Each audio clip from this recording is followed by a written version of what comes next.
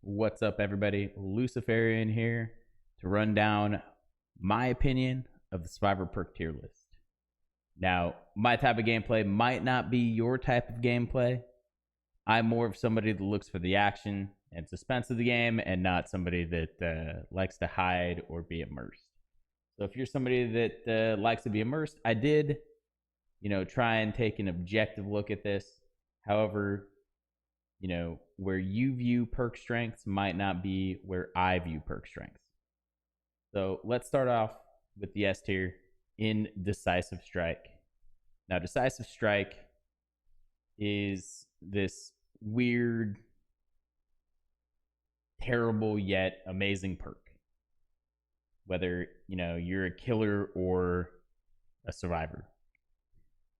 After being unhooked or unhooking yourself, meaning you pull yourself off the hook, you Kobe, as most people call it, Decisive Strike becomes active and usable for 60 seconds. While Decisive Strike is active if you're grabbed by the killer. Now, this can be out of a locker. It can be out off of the ground. Or this could be when you're vaulting a window and they just grab you. You get a skill check prompt. You hit the skill check. You immediately escape off the killer's shoulders and you stun them for 5 seconds. Now, Decisive Strike is incredibly strong because you can play like an absolute idiot and still succeed with this. Now, you can get pulled off a hook, run straight across the map at the killer. He hits you down, he picks you up, and you get to escape again. It's a massive waste of time for that killer. He might lose a chase on another survivor that he was currently chasing. You can pair this with things like borrow time and Breakable, where if you get pulled off a hook, you can run over there for basically 60 seconds worth of time and freely do a whole bunch of stupid stuff. Give somebody borrow time while they get pulled off the hook. You get slugged because the killer doesn't want to pick you up and get Decisive Strike. If he does pick you up, you get to use your D strike, and you can pair with something like Unbreakable. And, even though the killer played it completely right, you still get up and walk away. And that's why Decisive Strike is just incredibly strong. There's so many combinations of perks that you can put with it. As a standalone perk, it is strong itself. And it allows you to get your team out of just terrible situations. Now, the next perk in the S tier is Object of Obsession. Now, I have an issue with Object of Obsession. To me, it's basically like free wall hacks the entire game. Now, if you're looking in the killer's direction, your link will reveal your auras to each other. Now, with survivors, you get to have, the whole 360 panning because you're in a third-person view, while the killer has a first-person view. So if he's chasing someone else looking in a different direction, going in opposite direction, they aren't going to see your aura, but you're going to see their aura the entire time. You also get to hide behind stuff like generators. Now, this effect applies outside of the killer's terror radius, and it only works to a maximum range of 72 meters if you are the obsession, 64 meters if you are not the obsession. This does pair with certain perks like open-handed, and it's incredibly strong against killers who are running monitor and abuse. Huntress or hag that have smaller auras. A huntress only has a 20-meter aura. So let's say you're the obsession from 72 meters out against a 110 movement speed killer while they're coming at you. And up to 20 meters, you get to see that. So that's 52 meters of being able to see their entire movements toward you. You can reposition yourself. You can buy yourself so much time. You can put yourself in the second story of a building. If you're on a map that has that, you can run to long walls. You get to basically prepare yourself for the best possible chase you can have. Now, this did take a hit recently with Undetectable. So when a pig crouches, when Ghostface goes into his power, when the Wraith becomes cloaked, there there were certain nerfs to this due to the fact that stealth killers were just basic, because they have no terror radius, basically just always visible. However, it is still incredibly strong because there are a lot of killers that you're going to be able to set up the best possible chases. Third one is Sprint Burst. Now, I think this is probably going to be the most contested perk with this entire tier list, but let me make my case for this. Now, it takes a killer, a 115 movement speed killer, let's say a trapper, an additional 7 seconds to get to you after a sprint burst. A hag or a huntress, 10.5. Now, with a huntress, they get to throw hatchets. However, if you sprint burst around a wall where they can't throw a hatchet at you, it increases that time. So you, as a survivor, normally move at 4 meters per second. With sprint burst, you move at 6 meters per second, meaning in a 3-second period that you have this, you move an additional 6 meters. And it is just rough as a killer. An additional 7 seconds is a lot. That's 10% of a generator, almost. 1 second off of 10% of a generator. It gets you to a completely different tile. So if you're working on a tile that is completely dead or devoid of pallets, you're able to use your sprint burst to get to another tile that may have vaults, pallets, anything else.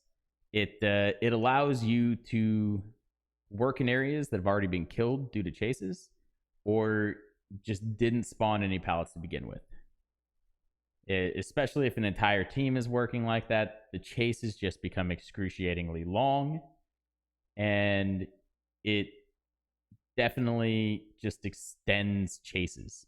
If you run away with sprint burst, which gives you an extra 7 seconds to whatever that chase is, let's say you were already running from a killer, like they were 20 meters out from you to begin with, to catch up to you at 20 meters, if you were both running in the same direction, assuming that you had the amount of map to do that, let's say Yamaoka, they're behind you and you have, that much time to run in a straight line, it would already take a killer about 20 seconds to get to you. Adding an additional 7 to that just makes that excruciatingly longer. You're going to cross the entire map and be able to get to pallets. Now, in the A column, you're going to see a lot of other meta perks. Adrenaline. When 5 gens are completed, you're going to be able to gain a health state and get a speed boost of 150% movement speed for 5 seconds. So not only do you gain that additional health state, you basically gain sprint burst for 5 seconds rather than 3. Now, the reason why it's in the A tier, I put it in the A tier because it has the requirement for 5 gens to get done. Well, normally, let's say with Ruin, like old Ruin, I would have had this in the B tier. But the fact that 5 gens are so easy to get done now, without the constant threat of Ruin being in every game, or at least 80% of games, I think it's been bumped up to A tier status. Now, it does exhaust you, which is one of the huge downsides. If you are running anything like Dead Hard, Lithe, Sprint Burst, Head On, any of that kind of like compilation, it can exhaust you. And I have actually seen somebody prep a Head On only to, fast vault out of that locker. The second the 5th gen is done, they were exhausted and just get grabbed by the killer. And that was actually just hilarious to see that backfire on them. But overall, 5 gens are getting done a lot more often, meaning Adrenaline has moved up to A tier, and it is absolutely an incredibly strong perk. Borrow Time, I use this all the time. It's definitely one of my own personal top 5 perks, because a lot of killers camp. And I'm a huge fan of getting people out safely. I don't want to see anyone tunneled. I don't want to see, anyone not enjoy their game. So even when a killer is playing really rough and, potentially looking to not let someone enjoy the game, borrow time is great. After unhooking a survivor within the killer's terror radius for 15 seconds, any damage taken, they would put the unhooked survivor into the dying state, will instead apply a deep wound status effect. The survivor has 20 seconds to mend themselves. Now, this is 20 seconds while they are not sprinting.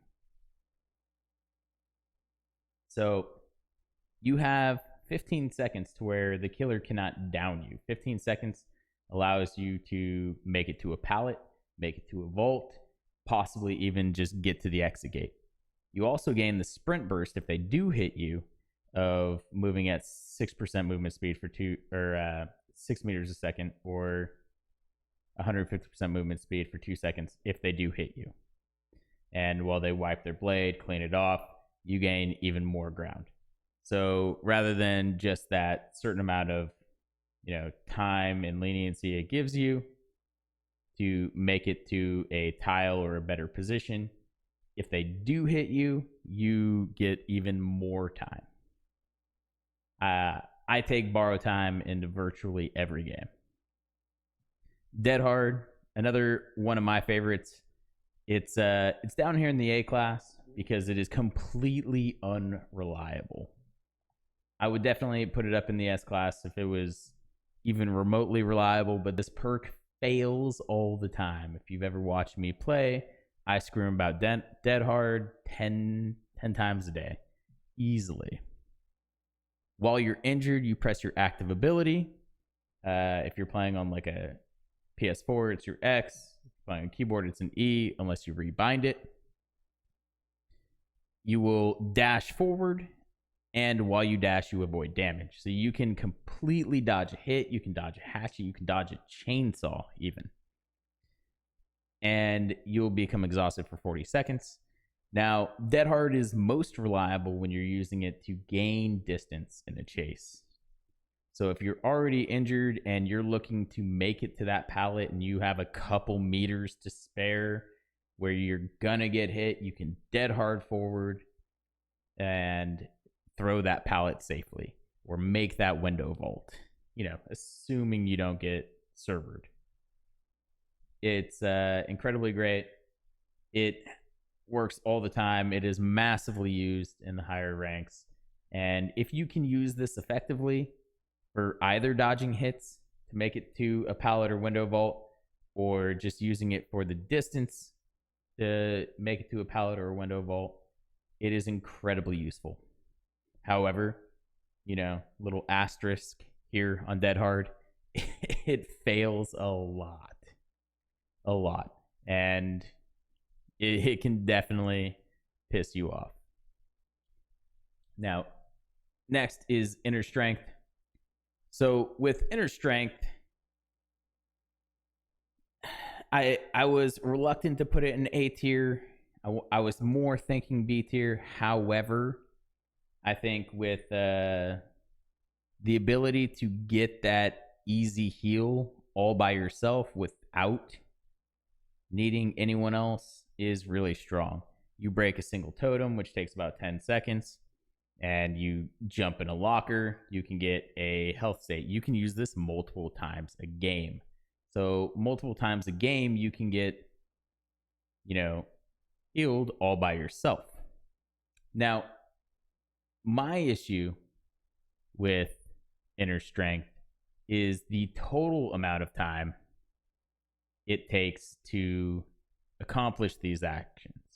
So if you're talking about breaking a totem for, 10 seconds, healing in a lock for 10 seconds, that's 18 seconds combined. That's, 22% of a generator. If everyone is going out running these perks looking to do this, the total amount of time that you're not completing generators, the main objective of the game, it slows it down. I don't think enough killers run NOED to really worry about totems.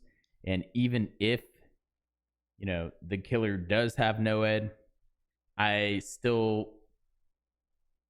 consider that like a bottom tier perk as a killer.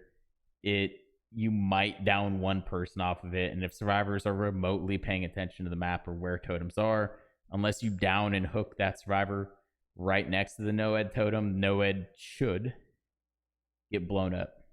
So I don't really consider inner strength like a good counter to no ed and incentivization to stop no ed. And I kind of see it as slowing down survivors in their main objective. However, a free heal, if the killer even comes and hits you, the amount of time that you can waste of the killers if he commits to that chase, and you just run in a straight line, he runs in a straight line after you, is about 20 seconds. So in that insight, the time it takes could help you in future chases. So that's why it's up in the A tier. Iron Will, another one of my favorite perks. When you are injured, you do not make any sound. It's incredible. You can hide anywhere, even while injured. While you play killer, audible sounds are one of the biggest giveaways of where survivors are. At least for me. A lot of people heavily require visual. I'm more of like 50-50 visual and audio. So the rustle of a blade of grass can give a survivor away. And the grunting and crying of survivors is a massive giveaway. So Iron Will, if you're actually hiding, looking to dodge, and even inside of chases itself, if you're running a long wall and that killer is moonwalking, they can follow the sounds of your voice without giving away their red stain and outplay you. With Iron Will, they can't do that. They have to guess where you are or listen to the audible sounds of your footsteps or any grass you're using. The next one is Kindred. Kindred got an amazing change recently. It used to be if you had Kindred and you were put on a hook, that survivors could see the killer if they were within 16 meters and they'd be able to see the other survivors. But now it works one person could be running it and they get to see everything. So while you are on the hook, all survivors' auras are revealed to all survivors. And if the killer is within 16 meters, their aura is also revealed to all survivors. And while any other survivor is on the hook, all survivors' auras are revealed to you. If the killer is within a range of 16 meters, their aura is also revealed to you. So you get a lot out of this. And it definitely helps, especially if you're playing solo.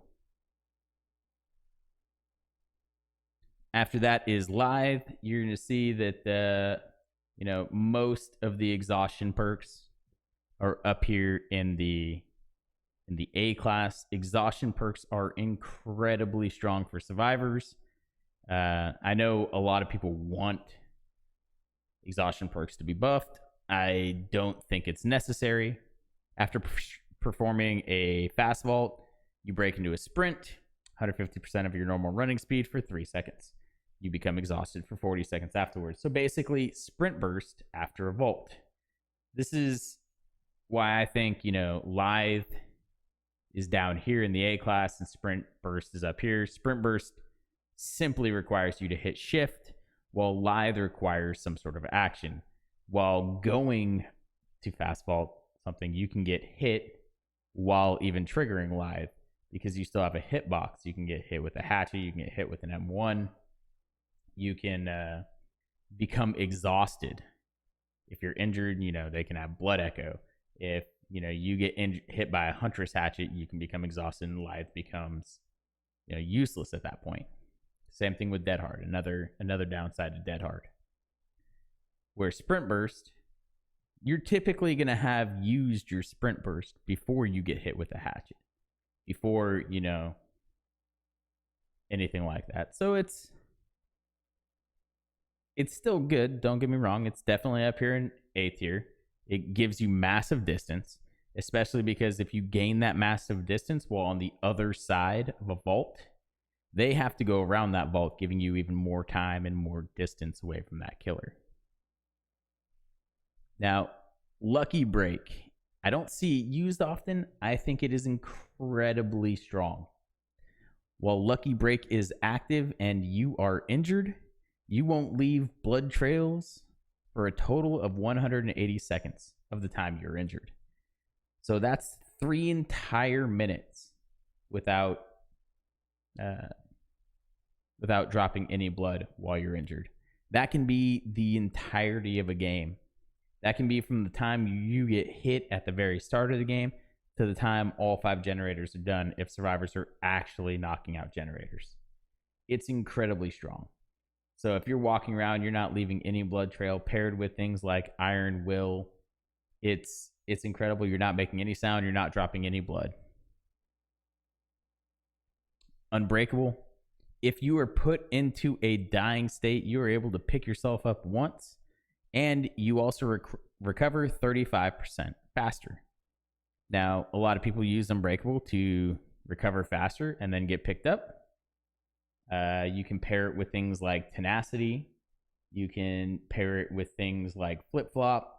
It pairs well, and it goes incredibly well with something like Decisive Strike, where if you get pulled off the hook, you can go make a play to unhook another survivor, even if you get downed, D-Strike, and or Unbreakable up. It pairs really well with a lot of other perks, even by itself.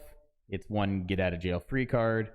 If a killer is slugging, you can get up and pick up the other slug survivors. It is massively beneficial and incredibly strong.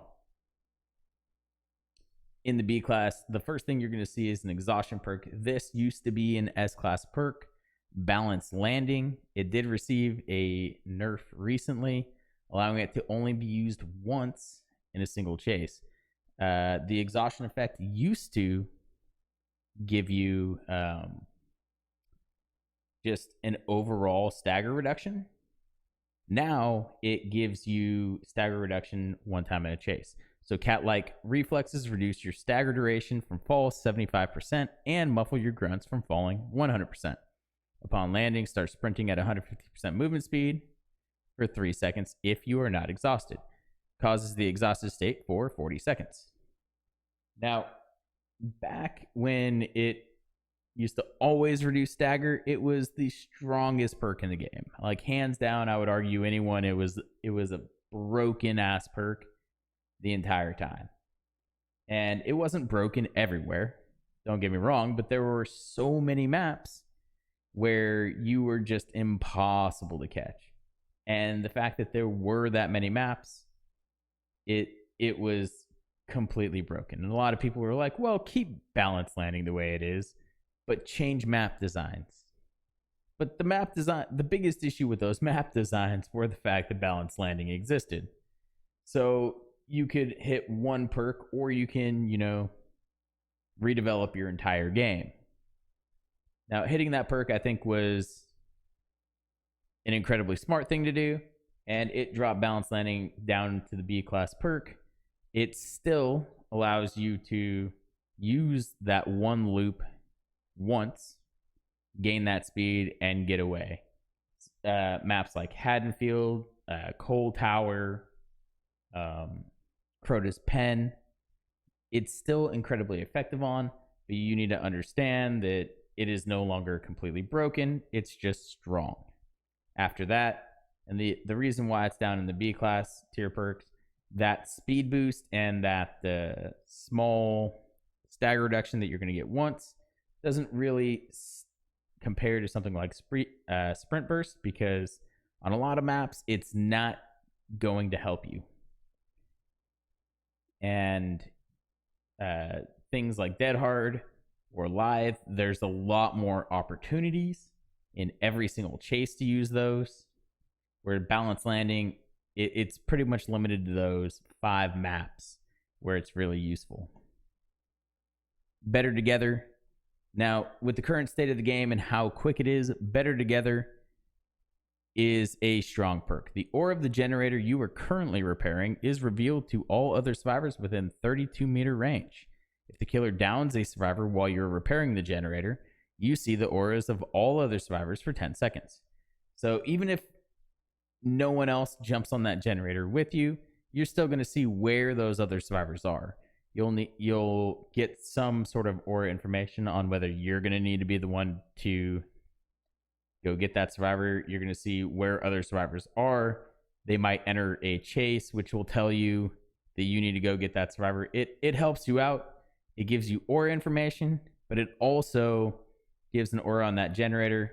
So if other survivors are looking for a generator to complete, say they finish their generator, they're out looking, they're going to see your generator and help you complete it. It helps speed the game along because the main objective is, again, generators. Calm Spirit, especially with two big changes that have come out. The first being how often you are seeing Infectious Fright, especially with the Ruin nerf. And the new change to the Doctor. A lot more people are running Doctor. He has his giant AoE shock. And he has even better add-ons like the Iridescent Queen, which will shock you and make you scream, or you're able to pass it on to another survivor that's going to scream. So Calm Spirit, it reduces the chances of alerting crows by 100%, but it also calms your spirit and can help you overcome the urge to scream. So if a hillbilly chainsaws somebody right next to you, you're not going to scream. If a doctor shocks you, you're not going to scream. It's incredibly useful for where the game state is currently. However, it isn't run that often. I've definitely seen it more since the Doctor change. However, I do think it's stronger than people give it credit for. Fixated is our next perk. While you are uninjured, you walk 20% faster. And you get to see your own scratch marks when you sprint. Now, being able to run 20% faster, or not run, walk 20% faster is incredible. That's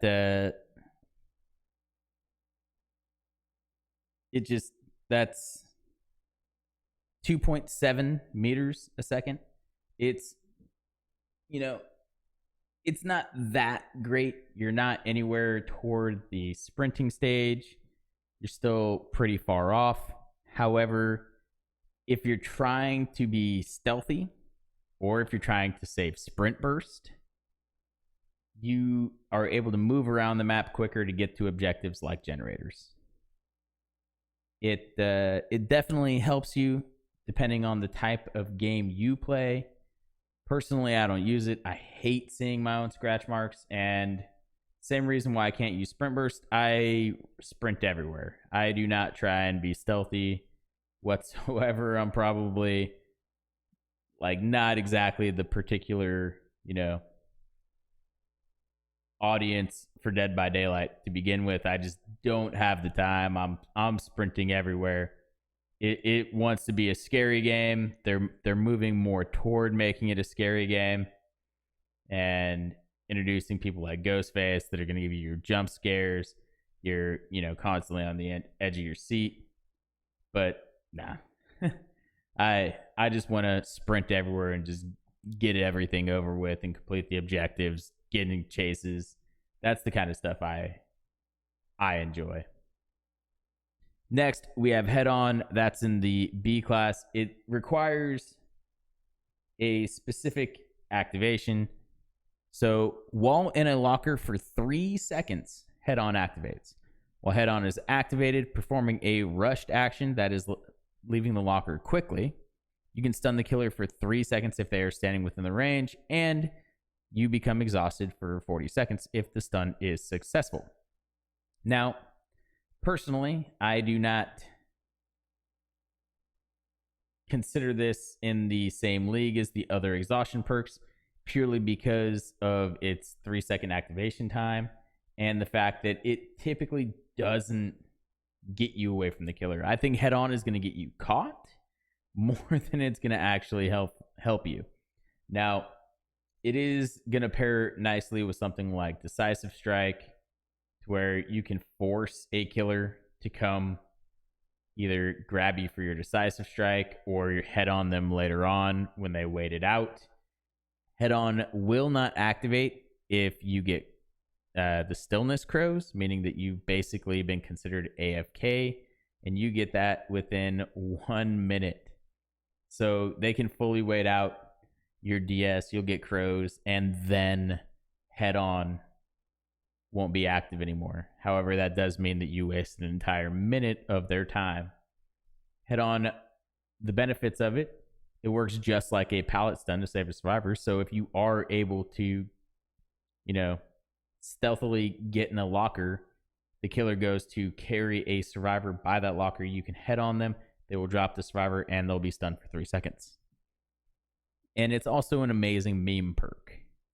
Personally, I think head on has massively saved the game in a certain aspect. A lot of people who were getting bored of running the same old perks, playing the same old way, got a brand new way to play the game, and that is to just meme around and try and head on the killer.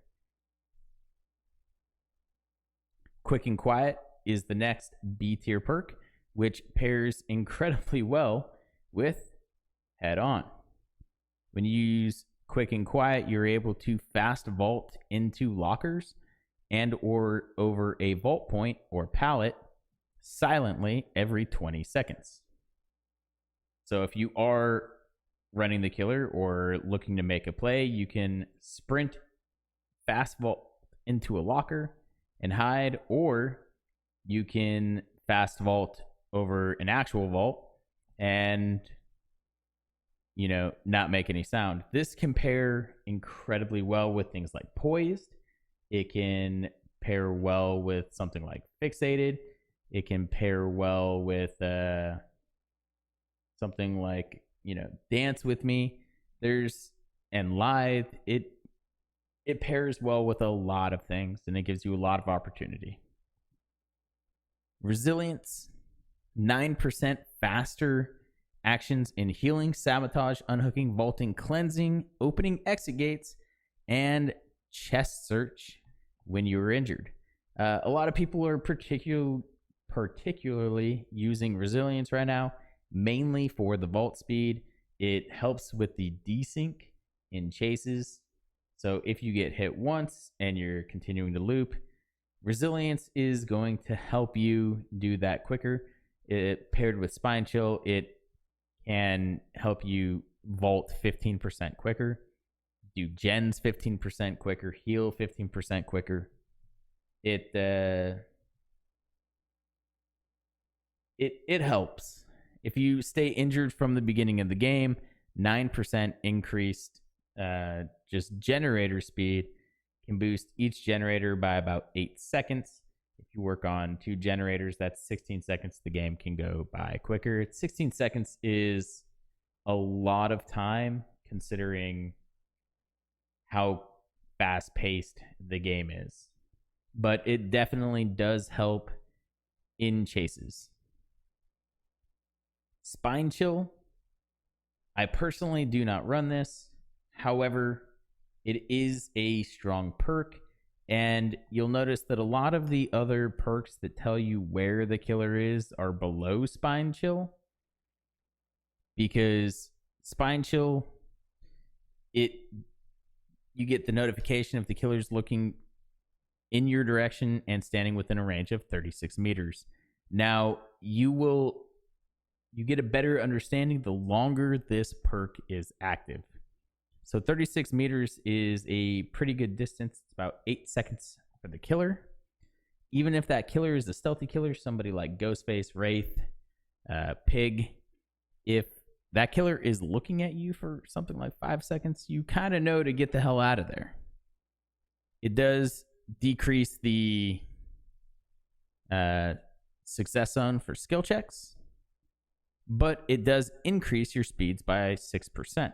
So that's why it pairs well with resilience. So if you're injured and you have spine chill, you do everything 15% faster. But base alone, not with resilience, 6%. So it can even help initially in chases if you're going and vaulting over anything or unhooking, things like that. Now we'll run the C-class ones pretty quick. We're basically going to avoid D and E. Most of these perks down here don't get me wrong, they're not useless. Every single survivor perk has their own use. They can pair well together. Now, an example of this, 2 E-class perks that I have down here are actually some of my favorite combinations to run. Up the Ante and Slippery Meat are amazing in combination, especially when a survivor with friend runs it. We'll get into that in one of my future videos for perk combinations on survivors I like. But don't get me wrong, these are all still perks that can be incredibly fun to use and have their own use. However, they're not really going to push the game and help you win. All right. In the C class, we have Aftercare. The reason why it's down here, it would kind of be a stronger perk if you wouldn't lose the auras. But you see the aura of every survivor that you have rescued from a hook, or who rescued you from the hook, or you completed a healing action on, or who completed a healing action on you. So basically, anyone you heal, anyone you unhook, anyone who has unhooked you. And you can see essentially every single survivor. Now, it is incredibly strong. It's basically like a limitless bond and empathy if you don't get hooked. The second you are hooked, all of those auras are reset. So if you get thrown on a hook, you're going to come off the hook, and you will see the aura of the person that rescued you off that hook. However, the fact that it can continuously be reset, or let's say you aren't able to get that guy off the hook, you start with nothing and you can potentially end with nothing. So it's down in the C class. It can be incredibly strong, but due to its requirements and its resets, I have it down here. Alert. When a killer performs a pallet break or generator damage action, their aura is revealed to you for 5 seconds. This is one of the stronger aura revealing perks, in my opinion, due to the amount of times a killer breaks pallets or kicks generators in any game. Due to the amount of pallets there are, especially safe pallets in older maps, that killer should have to break an immense amount of pallets. If you are in the chase and that killer stops to break that pallet, you know where to run to. Or if they kick a gen while you are stealthily hiding away, you get to see the next 5 seconds of whether they're heading to you or going in another direction. Bond. Allies' auras are revealed to you within a 36-meter range. Now, this can be incredibly useful. You can find injured survivors to heal them. You can, while being chased, avoid your own teammates who are either injured or working on generators. You can take them somewhere else. Now, the downside to Bond is the fact that you might not have anywhere else to go. If you're in a complete dead zone and you're running toward the only pallet that you can visibly see, you might have to, dump on them anyways. And it is limited by 36 meters. So if you are trying to avoid something like injured teammates, empathy, which has a range of like 128 meters, is massively more beneficial. So the only upside in comparison to something like empathy is seeing that survivors are currently in an area either hiding or working on a generator that you can avoid. There's better perks like, aftercare, in my opinion, to where you can see them no matter where they are on the map if you've ever healed them or taken them off a hook, if they've taken you off the hook. Next is Dance With Me. When performing a fast vault or leaving a locker in a sprint, you leave no scratch marks for 3 seconds. Dance With Me has a 40-second cooldown. Now, that is the entire cooldown of something like an Exhaustion perk. Paired with something like Head-On, you can head on a killer, run in a different direction, and they'll have no idea where you went because 3 seconds without scratch marks, they can check every direction they have, and then you can just be gone. It also works incredibly well when paired up with stuff like Quick and Quiet and Live. You fast vault any other vault, you don't leave any scratch marks, and you just book it. Now, while usually when you vault something, you kind of stay around there to revault it or move to a pallet, you can completely move on with Dance With Me and lose the killer. Dark Sense. Each time a generator is completed, the killer aura is revealed to you for 5 seconds. And when the last generator is powered, the killer's aura is revealed to you for 10 seconds. Now, that's pretty strong. You finish a generator, you can see if that killer is coming toward you. You can see where they are on the map and where you can rotate to complete other generators if you're not the one being chased. You definitely want to complete generators as fast as possible and in, a way that isn't going to 3-gen you. So if you know where that killer is at, then you can rotate toward those generators, especially where they're moving away from. So if they're moving from point A to point B, and you know your team wasn't able to complete generators around point A, you know that you can head there safely now that they are leaving, and stop them from, or stop your team from being 3-gen'd, because you've now completed a generator that they couldn't previously complete before. Deliverance is next up on the list. If you have safely unhooked a survivor, you have a 100% chance to unhook yourself during an escape attempt. After you unhook yourself, you are broken for 60 seconds. That's the downside of the Deliverance. The other downside is if you get hooked before you get to unhook somebody. Now, this doesn't even mean that you're the first person to get downed in the game. This just means that other people were able to get those unhooks. You might never be able to activate this perk. It can be, this perk can be dead on arrival.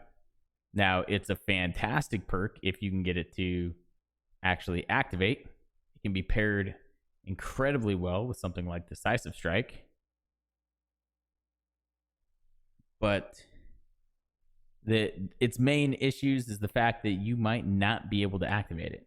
Now, the biggest strengths, if you are the last person to go on the hook, or if you still have this active and you haven't been hooked, doors are open, somebody's, on a hook, you can run, you can completely sacrifice yourself to get them out. As long as anyone else remains, on the map, when you get thrown up on the hook, 100% chance to get off the map, run toward the exit gate. Even if you get down, you have 60 seconds to crawl or force them to pick you up and you get a D-strike out.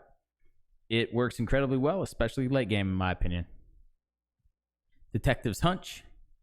After a generator is completed, the auras of generators' chests and totems within a 64-meter range are revealed to you for 10 seconds.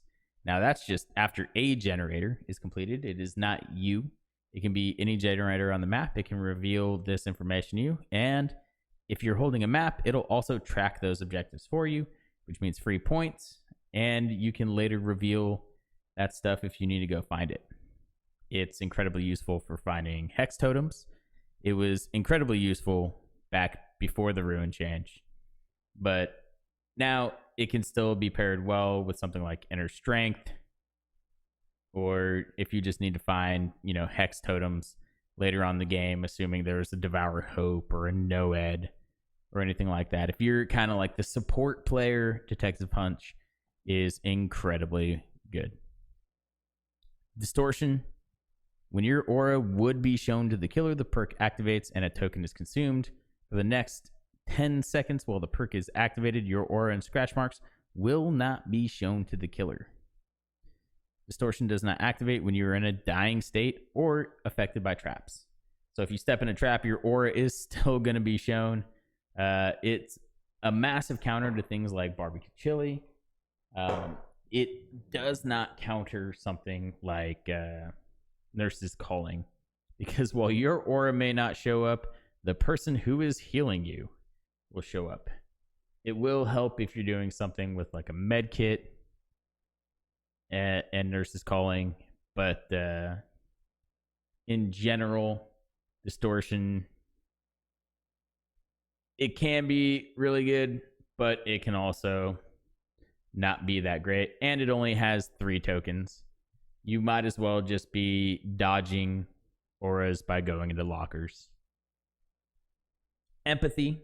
This is, in my opinion, a borderline higher class perk. A lot of people don't run it. And the reason why I say that is dying or injured allies' auras are revealed to you within 128 meter range. So it can help counter stuff like knockout. It also will tell you where people are in chases constantly. So if you're a solo survivor and somebody is getting into a chase on the other side of the map, 128 meters is basically the entire map. They get hit, you see exactly where they are. They could be close to you. The second anyone gets hit while in a chase, you basically know exactly where that chase is. If you're looking for a flashlight save, you can prep for that and basically head toward them at the very beginning. If you're just looking to complete generators safely, it works with that. If you need to heal people for any one of your perks, it can help with that. It's a really good aura perk. I would kind of put it well above some of the other ones. Flip-flop. While in a dying state, 50% of your recovery progression is converted into wiggle progress when you're picked up by the killer, up to a maximum of 50%. Now, flip-flop would normally be a lot lower. And the reason why I put flip-flop up here is due to the heavy amount of slugging that has been happening after the rune change. I've seen, games where basically nobody gets hooked until all 4 people are slugged. So something like flip-flop paired with, unbreakable tenacity, anything like that can definitely help you get out and struggle away from hooks. Now there's 3 hooks per tile, so you would need to, place yourself somewhere, or if you 99%ed your recovery without using unbreakable and one person takes a hit or they're using breakout, it can be an incredibly useful perk. But that's up to that survivor, and it's borderline a deary perk. Hope. Now hope gives you 7% haste after all generators are completed. Now, I typically would put this in like a D class, but the speed of the game currently is incredibly quick, and you see 5 generators being completed a lot. 7% haste gives you, a lot of speed. It helps you run away from the killers, especially in endgame, and it's going to help you escape. Leader took a hit a while ago when it no longer helped you complete generators. Leader increases other survivors' healing, sabotage, unhooking, cleansing, exit gate opening, and chest searching speeds by 25% when they're within an 8-meter range of you. And if you walk past them, give them that speed, and then walk away, they still get that speed for 15 seconds.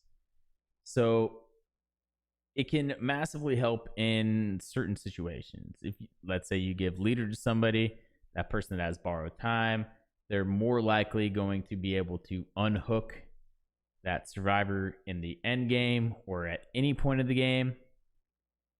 unhook them quicker and get away. The movement between getting hit between that unhook, them getting unhooked, and then the killer being able to swing again. The person with borrowed time can take that hit. It can help with, opening that exit gate just 2 seconds quicker, which can mean life or death. It can help with cleansing speeds for things like inner strength, noeds, anything like that. It has its uses. It's not that great, but it has its uses. I wouldn't consider it basically useless. Lightweight. When you are running when you're running, your scratch marks are less visible by 3 seconds. So a scratch mark stays on the ground for 7 seconds. You're looking about cutting the time in half, roughly. A little less than half. Paired well with things like Dance With Me, Lithe, Quick and Quiet. You can make lightweight pretty useful. Poised after a generator is completed. Now this is any generator, so you leave no scratch marks for 10 seconds. This can be incredibly useful, especially if you are in a chase. A lot of people think about poised as you complete a generator and you run away and you don't leave scratch marks for 10 seconds. But if you're in a chase and a generator is completed and you're not leaving any scratch marks, you can completely leave the tile you're on while a killer thinks you're mind gaming, and they end up looping themselves. It can be incredibly useful, and it's not used nearly as often as I would think people would use it. Urban Evasion, one of the last few perks in the C class. Personally, I hate Urban Evasion. I hate when I see people using Urban Evasion, but it definitely has its own uses, which are really good. You can dodge a killer, especially if you're somebody like a Blendette. Your movement speed is 100% while you're crouched. Now, that 100% is the same as walking movement speed. While you are crouched, you're less likely to set off crows. You're less likely to make a lot of noise rustling grass, anything like that. You still will rustle grass. You're not going to make any footstep sounds. So while being stealthy, you can dodge a killer, especially if you use something like Sprint Burst to get away and then start urban evading, still creating distance and becoming hidden, not leaving any scratch marks. Will Make It is my last C-class perk. Now, take everything into account that we've talked about previously with people being injured or healing. I think one of the biggest issues that survivors have when they're losing games is because they are healing. I do not think survivors should heal. I think it's largely a waste of time. And Will Make It is one of the very few perks, I think, that should make it to where survivors do heal. For each survivor you rescue from a hook, gain an additional 100% speed increase to healing up others for a total of 90 seconds.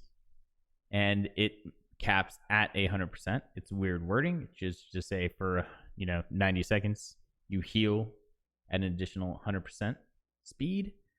But the normal heal takes 16 seconds. So this means healing takes 8 seconds. 16 seconds is a lot of time. And completing a generator with 2 people on it is 44 seconds.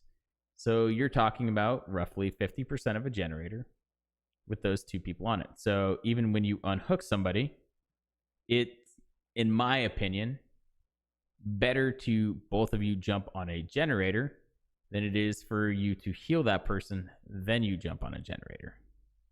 That 16 seconds could mean, well, an entire game, especially if that continues over multiple occasions within the game.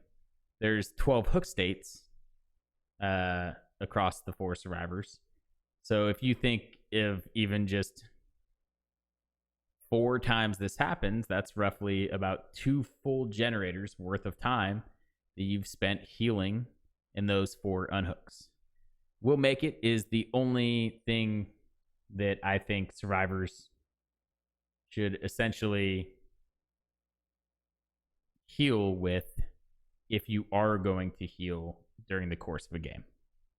All right, guys, that's my tier list, at least down to the C class. You can see the other perks that I have in D and E. It's not that these perks are useless. It's just that I don't think they really speed up or help with the course of a normal game.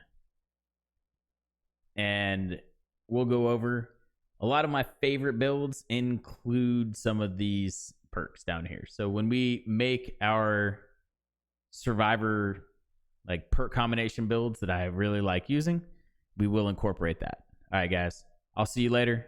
Have a good one.